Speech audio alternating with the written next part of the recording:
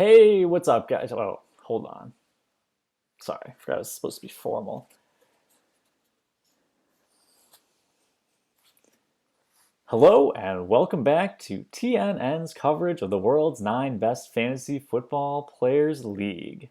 I'm Danny Football, filling in for your host on holiday break, and this is what we have for you this week. Playoffs keep going on as teams scramble to set a full lineup with injuries piling up. TNN's production team was busy traveling for the holidays and did not have time to reach out to team owners for comment. But here is a compilation of what they might have said.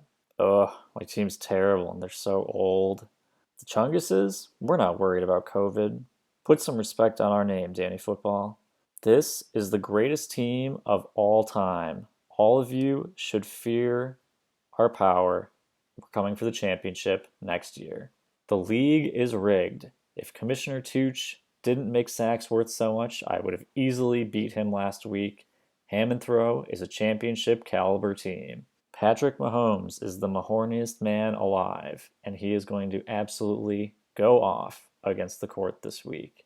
I'm coming for the championship. The Bandits, we're back. Watch out. The commissioner has also told me to say that these are the payouts for the playoffs, in addition to the $30 returned to the 2 division winners. Those are some pretty nice payoffs right there. I wish I had a team in this league. And now, here is Danny Football with his predictions for Week 16. Hey, what's up, guys? World's 9 best fantasy football players expert, Danny Football here, back with another week of expert predictions. Last week was all right for me, going 2-2, bringing my total on the year up to 53-35. My guests, Will and Timmy, were not able to beat the expert, with Will going 1-3. Absolutely pathetically losing last week. Terrible week of picks for him. And Timmy going 2-2, but as we all know, the tie goes to the expert. Feels very good to redeem myself, but now it's a new week. There's a new guest, a new chance to beat the expert. It's the playoffs, so again, new chance for me to redeem myself. Guest, why don't you go ahead and introduce yourself? Well, thank you for having me on once again. I'm glad to be brought back after a fantastic performance in the regular season. I do not anticipate to be doing the same. We're going to be firing from the hip on these picks. I did not look at very much. I saw a lot of COVID next to people's names. Who knows what that means, but locked in. Got my Miller Lite. We're going to have a good time and hopefully pick at least one game correct. That's the goal for the week is one correct game. You know, speaking of the Miller Lite, I did promise last time that I would do the shots if I lost. Unfortunately, Danny Football is home for the holidays, and there is no alcohol on hand. But to make up for it, I promise I will do double next year. So that'll be 4 when I have you on the show. Maybe Danny Football can do a little a preview of the draft after the NFL draft. Obviously, the less important one, but like a little analysis, off-season show. Off-season show. Maybe write down a mock after doing the shots and see what happens. That could get fun. That could be real interesting. That's an idea. That is an idea. All right, we're going to start off in the toilet bowl. We have the Pumper McNichols and undefeated, never lost. Pumper McNichols favorite at 86%. Brett, who do you like here? You know, I really don't know much about this game. I'll level with you there. I'm just going to go with the tried and true strategy that's worked very well for guests and the expert both, and that's just picking against the team that is named undefeated, never lost. Timmy's been upset with his team the whole year. They got a lot of good pieces, though. You got to think that Lamar is going to have a good game, maybe. Who knows? I see a lot of questionables next to his team. This is not my best performance on a pick here, but we'll go to the tried and true method. We'll pick against Miguel, hope for the best, and get through this game quickly so we could talk about the ones that actually matter. Yeah, I agree. This is a game I do not want to spend too much time on. Both of these teams won last week. Very inconsequential. It's like for seventh place, but who cares about seventh place? Notably, though, Undefeated Never Lost has guaranteed that we will have a new team going home with the toilet bowl. So, congratulations to them. Miguel seems to have cooled his hot seat just a little bit, bought himself a little bit more time before Roberto comes in and gives him the axe. Very intrigued to see what they do next year. This matchup, though, I think it comes down to Lamar. If he's good to go. Also intrigued to see how Ronald Jones steps in for the Pumper McNichols now that Leonard Fournette / Joey Bosa's dad is going to be out. I will say this though, Timmy. Speaking directly to Timmy here. Timmy, I know you're a fan. I know you're going to be watching. Timmy, if you have any honor at all, you're going to put team namesake Jeremy McNichols into your starting lineup. I fully believe that any win without him would be a fraudulent win of seventh place. Undefeated Never Lost. I know you guys also fans of the show. I know you're going to be watching. I think you guys did, pretty nice job at avoiding going home with the toilet bowl. But I don't love the team. I think you're not getting seventh place this year. I'm going with the Pump for McNichols. I will say seventh place does sound a lot better than eighth place. It's true. There's something about that odd number where it's a good momentum builder in the next Lucky year. Number 7. Lucky number 7. Yeah. Next up, we have the Texarkana Bandits versus Team Big Chungus 22. Bandits narrowly favored in this one, 54%. This is it's a pretty big one in the toilet bowl. We got a rivalry matchup. Two roommates out in Brooklyn. The trip to the toilet bowl on the line for the loser. Fans of the show will know that I'm high on the Bandits. Never in doubt, high on the Bandits. The Bandits may have broken the curse, but even for fans, there's still not a ton to inspire confidence, be optimistic about. The running backs are still absolutely terrible, and A.J. Brown may be trending back towards playing, but his usage is definitely going to be in question. But speaking of not having a ton to be optimistic about, let's turn to the Chunguses. This team put up 144 points last week. They couldn't even beat a team in the Pumper McNichols that was starting Nick Mullins in an absolute desperation play late into Sunday afternoon. Really, if it wasn't for the coin flip, I would never have picked this team last week. And honestly, I'll say it, I regret picking them a little bit. I think I may have done this league a disservice this year by not speaking enough about the Chunguses. I really should have let everyone know more about how absolutely awful this team is from top to bottom. Really, you just got to be raising the alarm. A lot of red flags here. The fact that they're projected to lose to a struggling Bandits team should tell you all you need to know. I'm going with the Bandits. Well, there's a theme that you're going to see with my picks in the illustrious race for the toilet bowl, in that, fans of this show and fans of this league, after following the entire year, there's one matchup that deserves to be in the toilet bowl. And while the Bandits might be surging, while Chungus might not deserve to be in the toilet bowl, we need the Bandits. We need the mental brick walls. We need that sadness happening in the toilet bowl next week. A side note on this game, the Eagles-Giants game matters way too much for the outcome of a fantasy football game in Week 15, probably, or 16, wherever we're at. Probably why this game is the semifinals for the toilet bowl. Got to find a way, though, to differentiate myself from the expert a little bit here. And I gotta have that long-awaited meeting against the Bandits as owner of the mental brick walls in the toilet bowl. So I'll go ahead. I'll take Team Big Chungus and hope that Jalen Hurts has a big game against the Giants. I like that. That'll be a very fun toilet bowl matchup. So I think something that fans of the league would definitely be looking forward to. Yeah, it's like college football playoff. Like, we know who the four best teams are, so the games don't matter. This is like we should have a committee, regardless of the outcomes of the games, just decide like, oh, even if Alabama lost to Georgia, they're in the playoff. Like, even if the Bandits find a way to win this week, they're playing the Brick Walls next week. We got to find out who's truly the worst. We know who the two worst teams are. Yes, Let's yes. just let's hash it out on the We field watch here. the games, we analyze the tape. We don't need things like score and results to let us know that. Moving on, we have Ham and Throw going up against To Infinity and Beyond. To Infinity favored at 83% in this one. Brett, who do you like in this matchup? I like Jacob. I like To Affinity. I think that his team has had a disappointing season with their record, but I still like the pieces that he has. I like where he's building towards for the future. And I just like the running backs.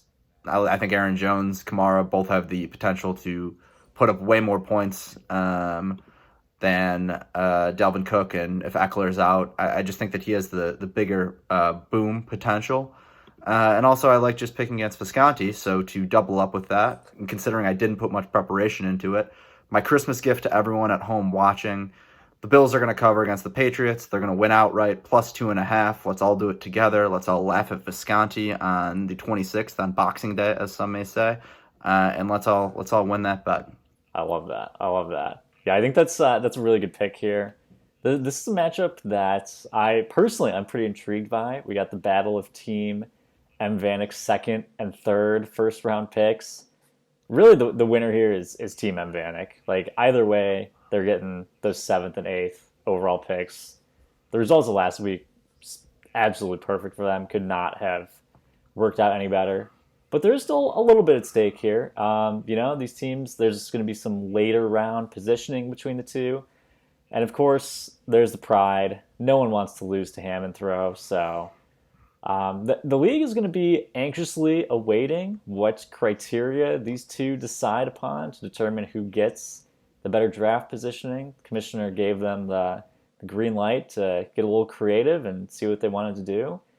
Obviously, that would affect my analysis, but I'm going to have to look at this one pretty straightforward. I don't like Ham and Throw. I think they're going to get mentally outplayed by To Infinity in setting the rules of their matchup. To Infinity had an absolutely atrocious week last week. Basically, none of their players produced at all. I really don't think that happens 2 weeks in a row, though, and I'm going to go with To Infinity to beat down Ham and Throw in this one.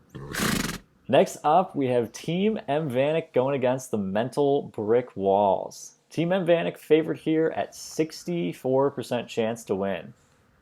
Our other semifinal in the toilet bowl here is a matchup between two teams that were actually in the championship bracket last year. Just goes to show how much fortunes can change over 1 year, even in dynasty format. Oh, how the mighty have fallen. Look, I did a very deep dive on both of these teams earlier when I was preparing my notes for the show, and I was really struggling on coming up with even vaguely positive things to say about either of them right now. I will say this, at least they both acquired some additional draft capital for this upcoming rookie draft, and hopefully they'll be able to address some of their problems there. But for right now, things are really rough for both of these teams. Honestly, I think the loser of this game could very, very well end up being the one who takes home the toilet bowl. Unfortunately, one of these teams has to win, and I think we're all going to be worse off for having watched this matchup here. I am very reluctantly going to trust the process and go with Team M. Vanek to pull out the win in this one. I actually don't think it's that tough of a pick. One team is starting Taysom Hill and Mike Davis, so that's the team that you pick against. I loved the breakdown you had of talking about how these were two teams that were in the playoffs last year. The similarities between the 2018 Bears and that team of the Mental Brick Walls from last year and moving forward, it's not good. Because now I know what is going to happen in the 2019 and 2020 and 2021 Bears seasons. We got a lot of problems. the biggest win for the mental brick walls this year was the Jags finding a reason to be able to fire Urban Meyer. Gotta hope that Trevor Lawrence is not just an awful quarterback, which at this point is a very possible outcome. I will say, I don't know if we're going to have winter meetings a la baseball or something, but I am very open to trading wide receiver before the draft as well. I think that makes sense, especially with how Hunter Renfrow has looked in the last couple of weeks. So if anyone wants in on that, please hit me up. But I alluded to it earlier. We need the mental brick walls. We need the Bandits in that toilet bowl. I think Team Vanek actually wins pretty comfortably by 20 plus this week. Brett, I think you might be the only guest I've had on to pick against your team, and you've done it both times too. So I'm impressed by the dedication to being just down terribly bad on your team. That's a next level right there. Yeah, I mean, I don't know what's going to happen either. I guess I got to hope that after the draft, the NFL draft happens, that there's just a running back who's somehow going to slot in as a starter somewhere. Because if not, this we might have to rename the toilet bowl to the Metal Brick Walls Bowl because it could happen several years in a row.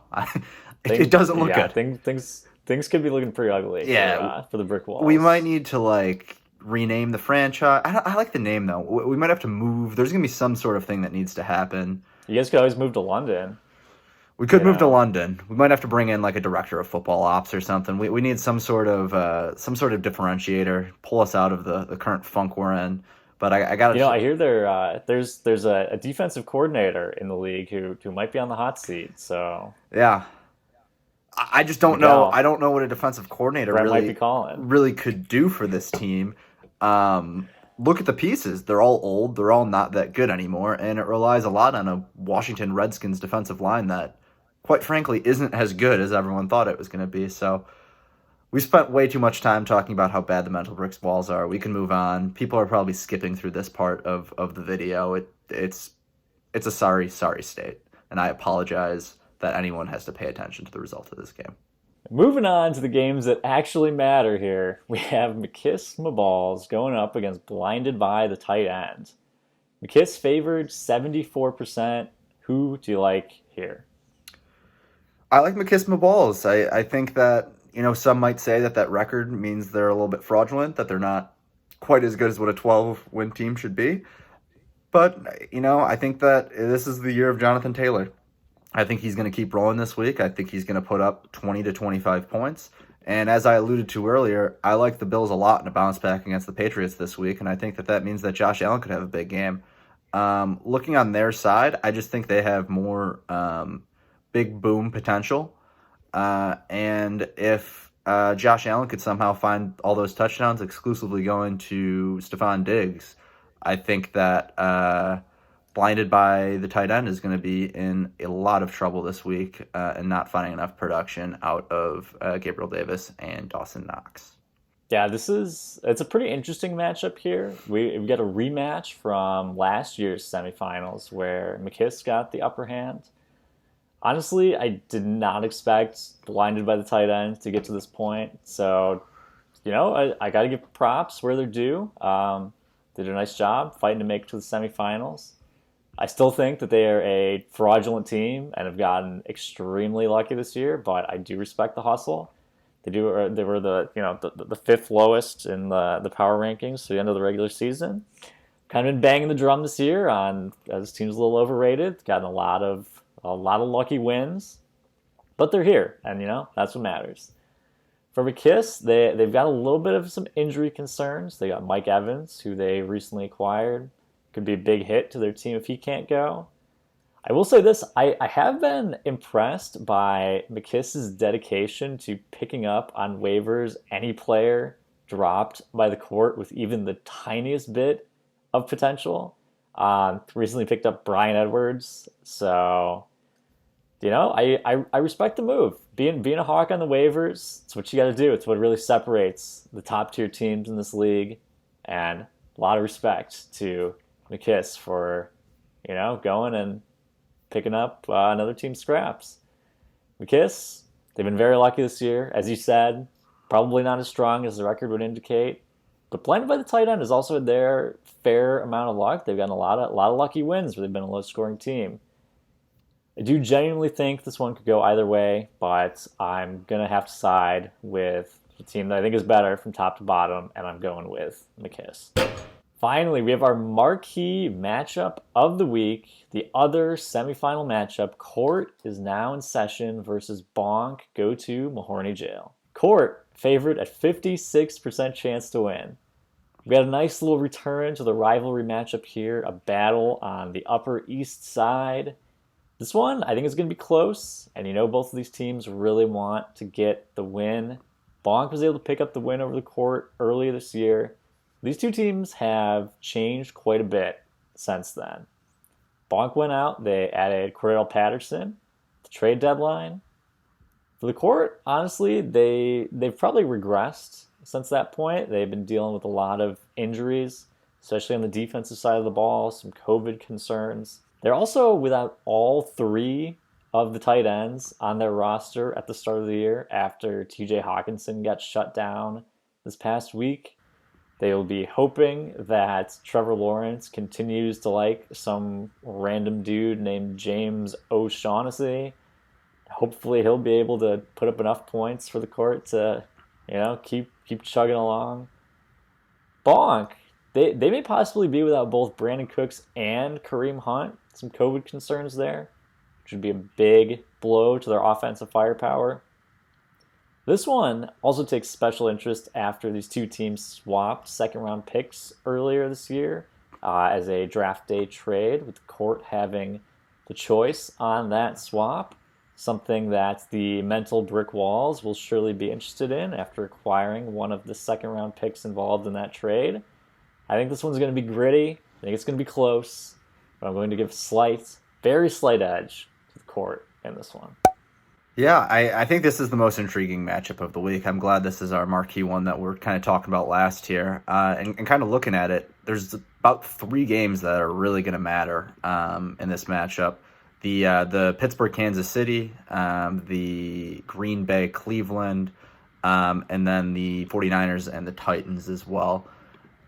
I went back and forth on this. I don't have a strong opinion here. Just excited to sit back and watch this one play out. But I'm going to take a Bonk in an upset. I like the Mahomes and Mixon duo at the top. And as someone who would like to be someone who people would like to trade with in the future, I would like to see Cordell Patterson have a good end to the season. I'll sacrifice the Mike Davis points. I hope that he gets in the end zone once or twice for Joe this week. And this should just be a fun matchup. I think the winner of this matchup is going to win. I think that is something that Nooch might not want to hear, but I think that these two teams, while their records might not indicate it, have just been really consistent, good, and at almost the top of the league week in and week out. And I'm kind of excited to see who gets to move forward here and play for the championship next week. All right, well, Brett, thank you so much for being on the show this week. Happy to have you back. Wishing you all the best of luck with your picks. Of course, not as good as me. Can't beat the expert. But again, thank you for being on. And before you go, I would like to get a quick pick. Who are you picking for the championship? Who are you picking for the toilet bowl? Yeah, well, I'm taking Bonk in the semi here, and I said already that I like the winner of this game to win the championship, so I'll go ahead and I'll take Bonk to win the championship. In the toilet bowl, geez, who are we considering winning the toilet bowl? The loser? The loser. Whoever keeps losing out. Oh, perfect. Well, I get to pick my team then. So the mental brick walls, but we're going to win something this year. It's going to be inspiration to move forward. Maybe we'll go worst to first next year. I don't know. Probably not. My team sucks, but I like my team a lot. Also, I do think there is a chance that Grayson wins this week. So I'm extremely confident in my team losing this week. I looked at the matchup earlier this week. It does not look good. Mental brick walls are going to win the toilet bowl / lose, however you want to think of that. And I like Bonk to win it all. Bonus pick 2 to win the Super Bowl. I like the 49ers. Interesting. All right, I like that. Little sleeper. I like that. All right, Brett. Thanks for being on the show. Thank you for having me. Always an honor, and looking forward already to next year to hopping on and talking these games. And thank you to Danny Football, me, of course, and guest Brett for those great picks. That's all we have for you this time. Be sure to come back next week, see how things shook out. It's going to be championship week. A lot going down next week. Your host, he's kind of a slacker, done for the year. I'm going to be back here, same time, same place. I'm Danny Football, and this has been TNN.